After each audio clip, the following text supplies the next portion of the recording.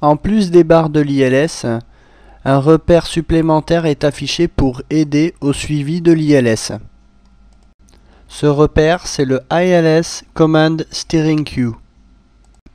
C'est une forme de tadpole, en français tétard, qui permet d'aider à intercepter le lock et à suivre la barre du glide.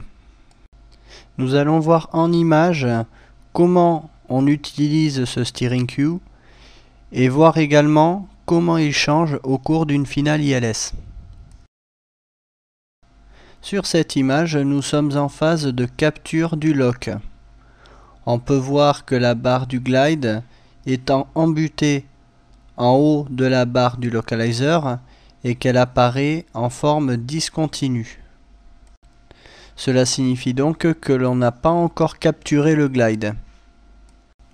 Le steering cue se trouve ici, aligné avec la ligne d'horizon. Le fait que le steering cue soit aligné sur la ligne d'horizon n'est pas dû au hasard.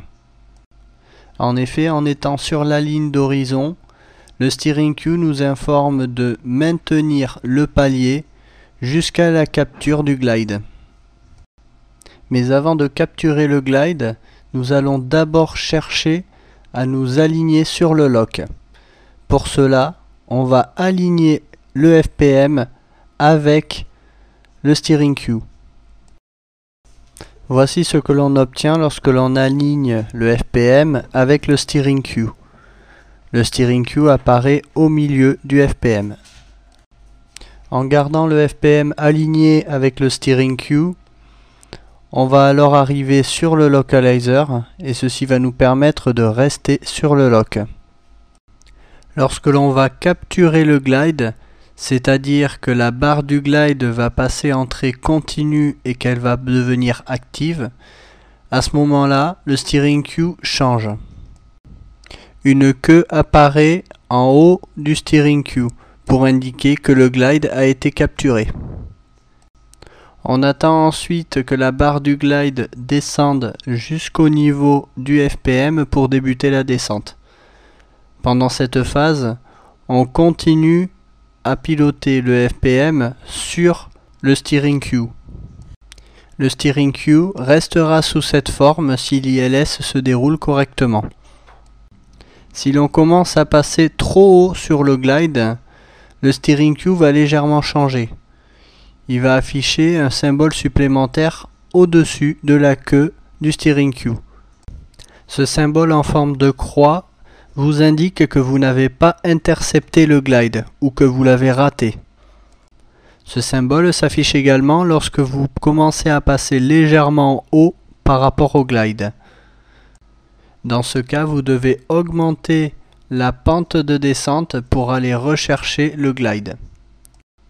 Si jamais vous passez franchement bas et que la barre du glide arrive en butée en haut de la barre du localizer, la barre du glide va alors apparaître en trait discontinu et le steering cue va ensuite être déplacé sur la ligne d'horizon pour vous ordonner de vous mettre en palier.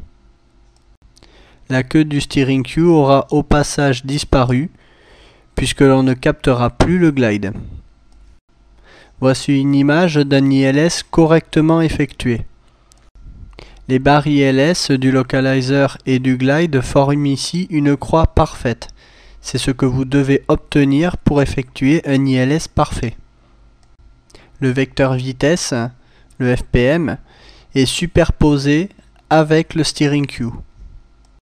Et en ce qui concerne la configuration d'atterrissage, l'AOA est d'environ 11 degrés puisque l'on voit que le FPM est aligné avec la partie haute décrochée d'incidence.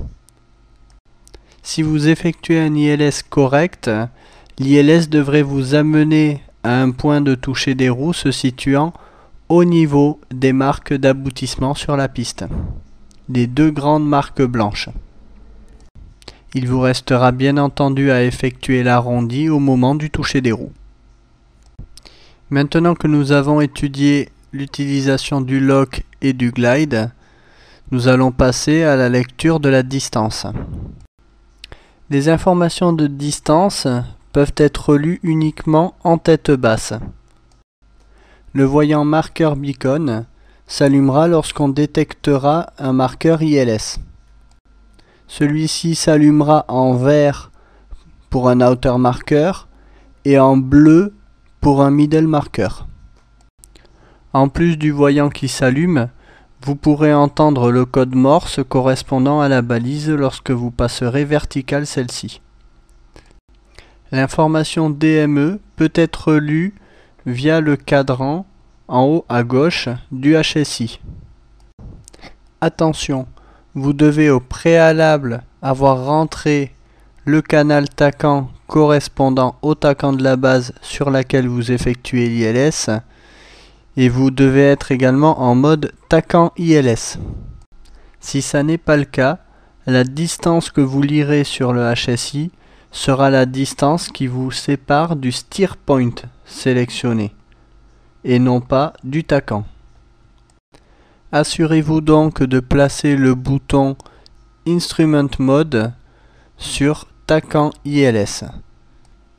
Dans la version 4.5 de OpenFalcon, on ne peut pas voir la position des différents boutons lorsque l'on est en cockpit 3D. Vous pouvez basculer en cockpit 2D pour vérifier que le bouton est bien sur la bonne position. Vous pouvez recourir à une astuce pour afficher la distance qui vous sépare de la base sur le HUD. En bas à droite sur le HUD, vous pouvez lire la distance qui vous sépare du steer point sélectionné. Dans ce cas, si vous sélectionnez le steer point correspondant à la base sur laquelle vous effectuez votre ILS, vous pouvez voir la distance qui vous sépare de cette base. Si vous effectuez un ILS sur la base depuis laquelle vous avez décollé, il vous suffit alors de sélectionner le steer point numéro 1. Sur cette image, nous avons sélectionné le steer point 1 qui correspond à la base sur laquelle on effectue notre ILS. On peut donc lire en bas à droite 004, une flèche 01.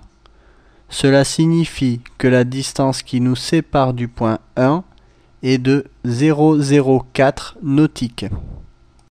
Toutefois, lorsque vous effectuez des procédures ou une finale ILS, la distance que vous devez réellement prendre en compte est la distance TACAN et non pas la distance que vous pouvez lire ici sur le HUD.